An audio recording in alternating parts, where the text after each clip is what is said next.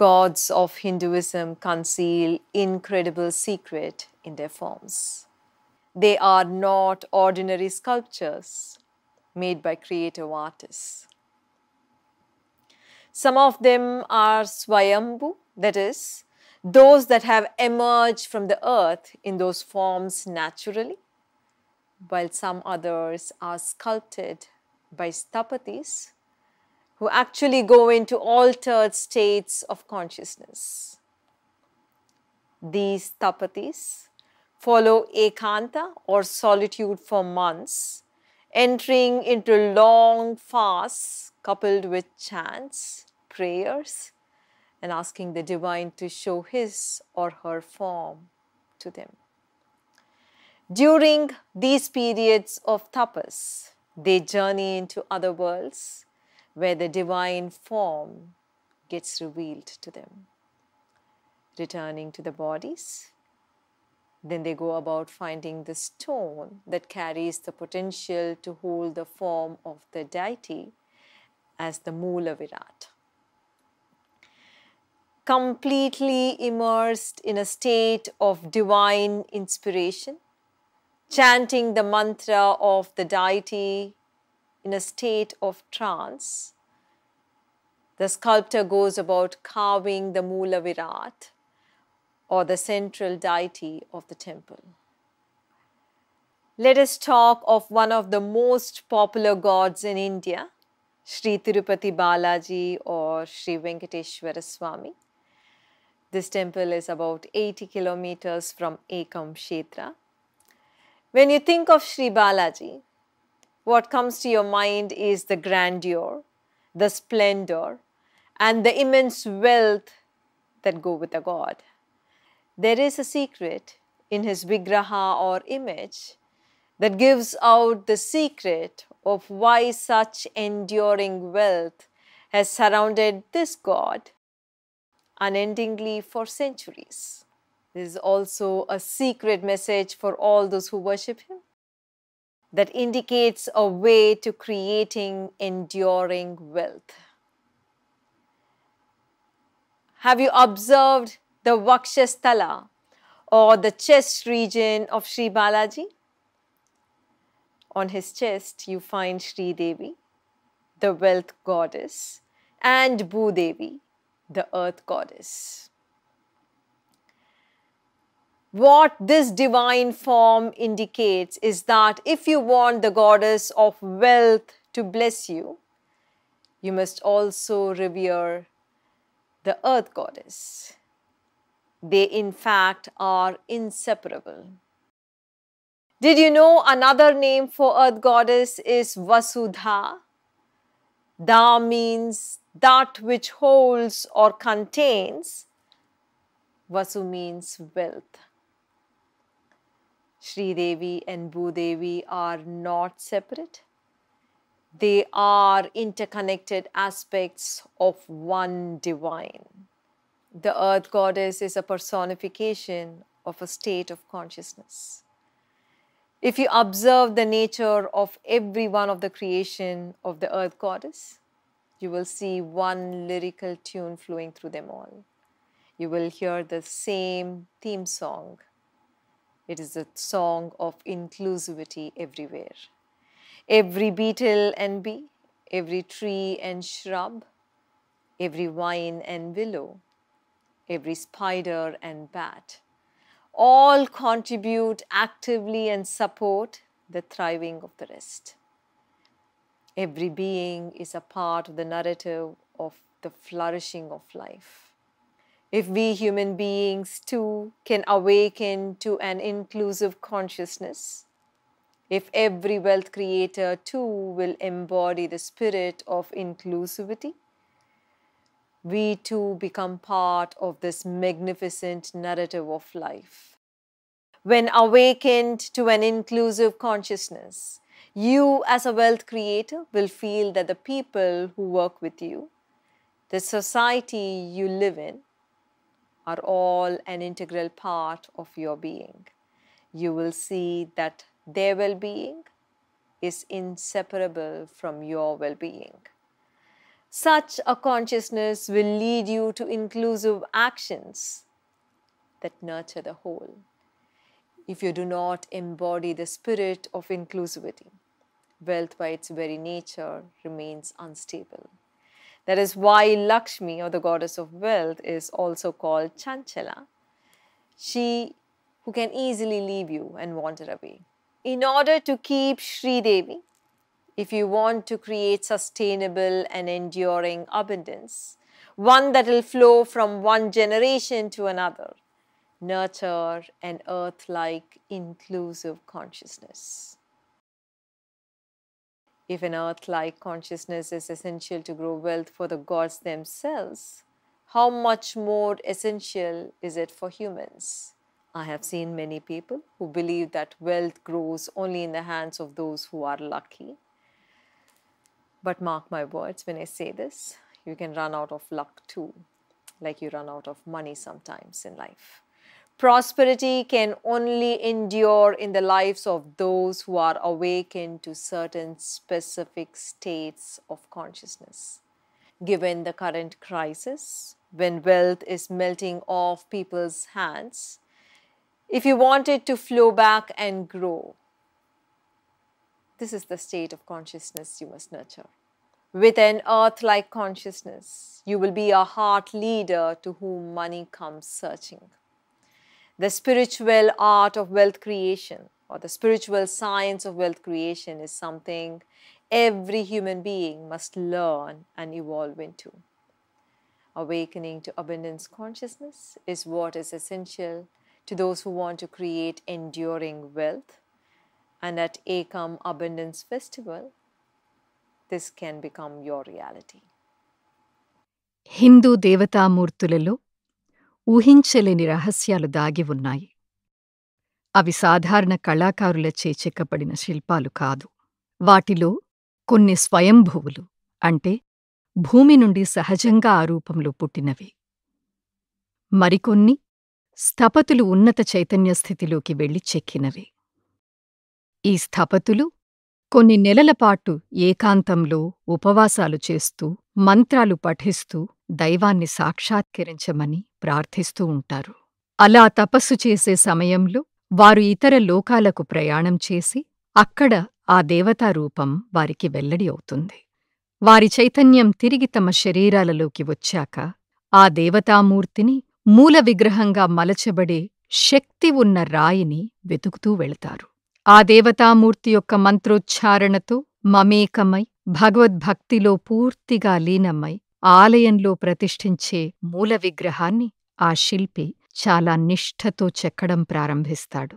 దక్షిణ భారతదేశంలోని దేవతామూర్తులలో ప్రఖ్యాతిగాంచిన శ్రీ తిరుపతి బాలాజీ లేదా శ్రీ వెంకటేశ్వరస్వామి గురించి ఈరోజు తెలుసుకుందాం.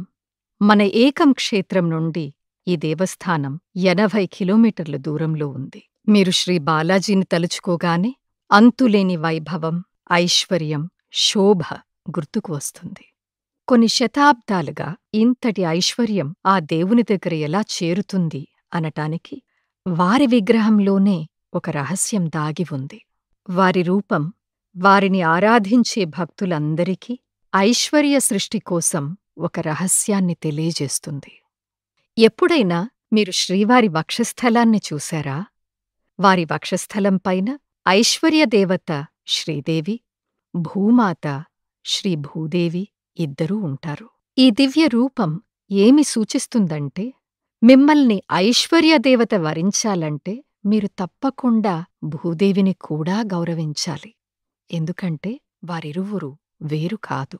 భూదేవికి మరొక పేరు వసుధ అని మీకు తెలుసా? ధ అంటే ధరించునది, వసు అంటే ఐశ్వర్యం. శ్రీదేవి, భూదేవి వేరు కాదు. వారు ఒకే దైవం యొక్క పరస్పరానుబంధం ఉన్న రెండు తత్వాలు. భూదేవి ఒక చైతన్య స్థితికి ప్రతీక. సృష్టిలో భూమిపై పుట్టిన ప్రతి జీవరాశిని గమనిస్తే వాటన్నింటిలోనూ ఒకే భావగీతం ప్రవహిస్తుంది. దానినే ఇన్క్లూసివిటీ లేదా సమ్మిళితము అంటాము. పేడపురుగులు, సాలెపురుగులు, తేనెటీగలు, గబ్బిలాయిలు, చెట్లు, పొదలు, తీగలు, ఊడలు అన్నీ జీవించటానికి, వృద్ధి చెందడానికి ఒకదానికొకటి సహకరించుకుంటాయి. ఈ విస్తారమైన జీవన స్రవంతిలో ప్రతి ఒక్కరూ భాగస్వాములే. మానవులమైన మనం కూడా ప్రక్కవారిని ఇలా మనలో చేర్చుకునే చైతన్యానికి జాగృతమవ్వాలి. మీతో పనిచేసేవాళ్లు, సమాజంలో మీతో జీవించేవాళ్లు వీళ్ళందరూ మీలో భాగమని తెలుసుకున్నప్పుడే మీరు సంపదను సృష్టించగలుగుతారు. వారి బాగులోనే మీ బాగు ఉందని తెలుసుకోవాలి. ఇలాంటి చైతన్యం మీకు ఉన్నట్లయితే అందరికీ సహాయం చేసే కార్యాలు మీరు చేపడతారు. మీలో ఎదుటివారిని కలుపుకునే హృదయం లేకపోతే సంపద అస్థిరమవుతుంది. సంపద సహజంగానే మిమ్మల్ని వదిలి వెళ్ళిపోతుంది. అందుకే ఐశ్వర్యదేవతైన లక్ష్మిని చంచల అని కూడా పిలుస్తారు. అంటే సులభంగా మిమ్మల్ని వదిలి వెళ్లే దేవత అని అర్థం. శ్రీదేవి మీతో ఎప్పుడూ ఉండి సంపద స్థిరంగా మీ నుండి మీ తరువాత తరాలకు ప్రవహించాలంటే మీరు భూమాతలాగా అవ్వాలి. భూమి తల్లిలాగా మీరు కూడా ఎదుటివారి శ్రేయస్సును మీ శ్రేయస్సులో కలుపుకోవాలి. సంపద పెరగటానికి దేవుళ్లకే భూమాతలాంటి చైతన్యం అవసరమైనప్పుడు మానవులమైన మనకెంత అవసరముండాలి ఆలోచించండి. అదృష్టం ఉంటే సంపద నిలుస్తుంది అని నమ్మేవారిని చాలామందిని చూశాను. అయితే నా మాట రాసి పెట్టుకోండి. ధనం ఒక్కొక్కసారి ఎలా కరిగిపోతుందో అదృష్టం కూడా అలాగే కరిగిపోగలదు. సంపద నిలుపుకునే చైతన్య స్థితి ఉన్నవారికి మాత్రమే అది నిలుస్తుంది. ప్రస్తుతం మనం ఉన్న ఈ కష్ట సమయంలో ప్రజల చేతుల నుండి సంపద కరిగిపోతుంది. అది మళ్లీ రావాలి, పెరగాలి అంటే ఐశ్వర్య చైతన్యం మీలో కలగాలి. భూమాతలాంటి చైతన్యంతో మీరు హృదయం కలిగిన నాయకులుగా మారినప్పుడు ధనం మిమ్మల్ని వెతుక్కుంటూ మీ దగ్గరికొస్తుంది. సంపద సృష్టించటం అనే ఆధ్యాత్మిక కళ లేదా ఆధ్యాత్మిక విజ్ఞానం ప్రతి మనిషి నేర్చుకోవాలి, పరిణామం చెందాలి. 10 కాలాల పాటు నిలిచే ఐశ్వర్యం రావాలంటే ఇటువంటి చైతన్యం మీలో జాగృతమవ్వాలి. ఏకం ఐశ్వర్య ఉత్సవంలో అది మీకు సాకారమవుతుంది.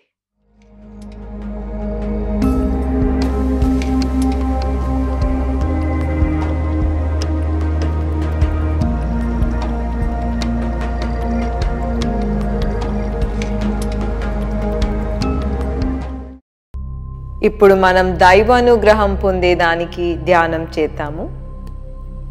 నెమ్మదిగా కళ్ళు మూసుకుని డీప్గా మీ హృదయంలోకి ఊపిరి పీల్చి వదలండి.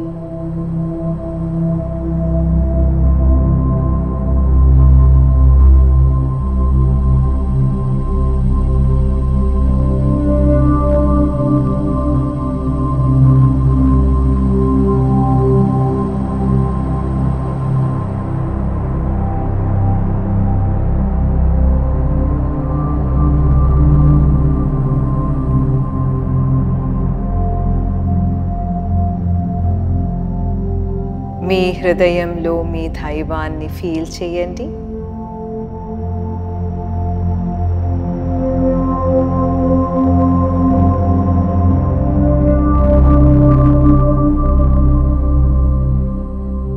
ఇప్పుడు మీ హృదయంలో మీ దైవాన్ని జ్యోతిగా, ఇష్టదైవంగా, ప్రేమగా ఫీల్ చేయొచ్చు.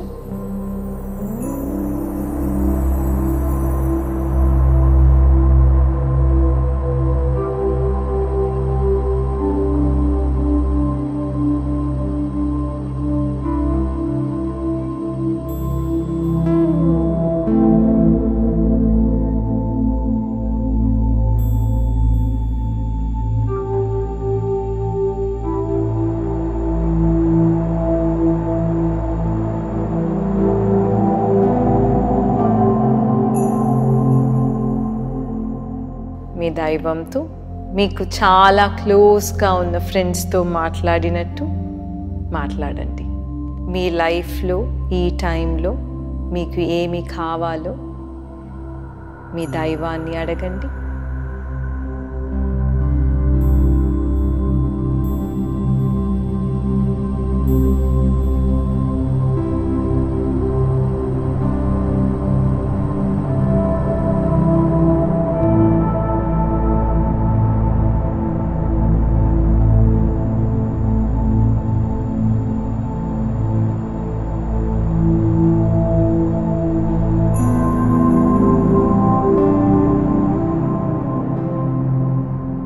ఇప్పుడు మనసులో ఇలా చెప్పుకోండి, నాలోని భయము, నాలోని ఉండే యాంగ్జైటీ వదిలిపెడుతున్నాను. ఈ ప్రాబ్లం నీ చేతిలో పెడుతున్నాను. దీన్ని ఎలా సాల్వ్ చేయాలో నీకే తెలుసు. నువ్వు సాల్వ్ చేయాలి.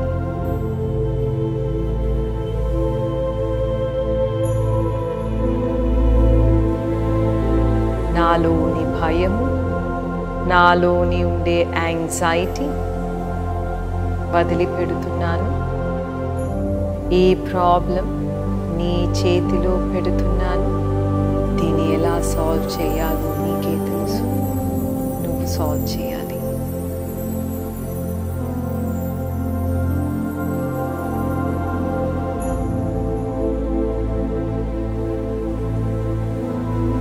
నాలోని భయం, నాలోని ఉండే యాంగ్జైటీ వదిలిపెడుతున్నాను. ఈ ప్రాబ్లం నీ చేతిలో పెడుతున్నాను. దీన్ని ఎలా సాల్వ్ చేయాలో నీకే తెలుసు. నువ్వు సాల్వ్ చేయాలి.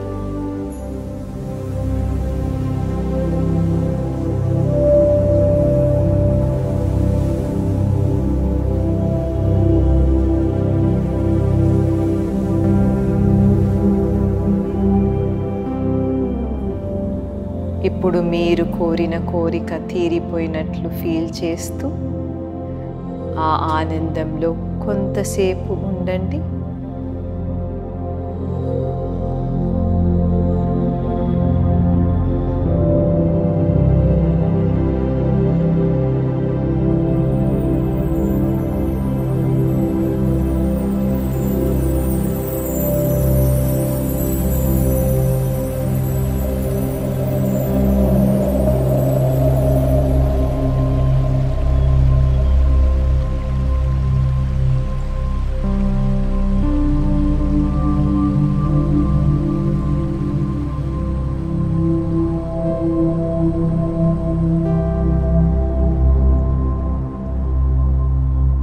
నెమ్మదిగా కన్నులు తెరవండి.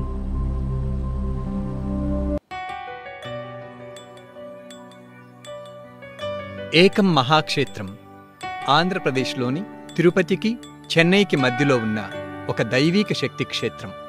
ఈ క్షేత్రం ఆసియాలోనే స్తంభాలు ఆధారం లేని అతిపెద్ద హాలుగల పాలరాతి కట్టడం. శ్రీకృష్ణాజీ తమ తల్లిదండ్రులైన శ్రీ అమ్మాభగవాన్ల ఆశీస్సులతో ఏకం మహాక్షేత్రాన్ని 19 ఏళ్ల వయసులోనే సృష్టించడం ప్రారంభించారు. ఈ క్షేత్రంలో 24,000 మంది ఒకేసారిగా కూర్చుని ధ్యానం చేయగలరు. ఏకంలోని మూల విగ్రహం హిరణ్యగర్భం గురించి ఎన్నో ఏళ్ల క్రితం ఋగ్వేదంలో కొనియాడబడింది.